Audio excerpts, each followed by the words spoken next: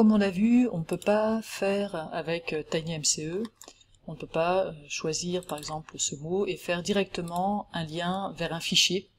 Il faudrait d'abord avoir récupéré l'URL du fichier. C'est un petit bug qui sera corrigé dans la prochaine version de Moodle. Ceci dit, ça nous permet d'apprendre à gérer peut-être les fichiers, à récupérer les URL des fichiers, ça peut servir pour d'autres choses. Et donc une proposition qu'on peut vous faire qui peut être assez utile, c'est dans vos cours, n'hésitez pas à avoir une section, là je vais faire ajouter une section, que je vais appeler privé, et que je vais rendre, ici en cliquant sur les trois boutons, non visible. Je vais cacher cette section, et cette section du coup elle est pour moi, les élèves peuvent pas la voir. Je peux donc notamment y ajouter des documents qui pourraient m'être utiles.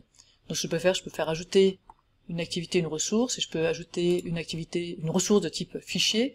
Notez que quand on est en mode édition, on peut aussi directement drag and dropper un fichier, je vais vous montrer ça. Donc j'ouvre mon explorateur de fichiers et je peux glisser le fichier, ça va directement, vous voyez, créer une ressource de type fichier avec le document directement.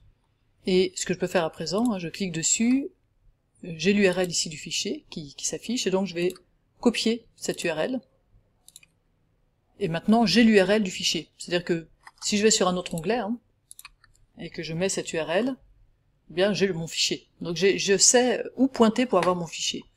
Donc maintenant je peux revenir à ma page, et dans les paramètres, dire par exemple que ce mot, je veux faire un lien vers mon fichier. Alors il y a encore un problème, on va faire ça dans une nouvelle fenêtre.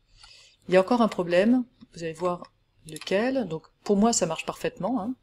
Si je clique sur scène, le fichier s'ouvre, dans une autre fenêtre, c'est top.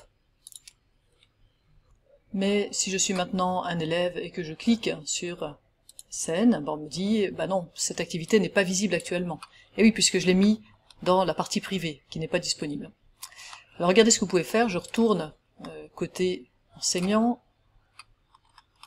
Votre fichier est effectivement dans la partie privée, mais en cliquant sur les trois petits points, vous pouvez marquer « Rendre disponible ».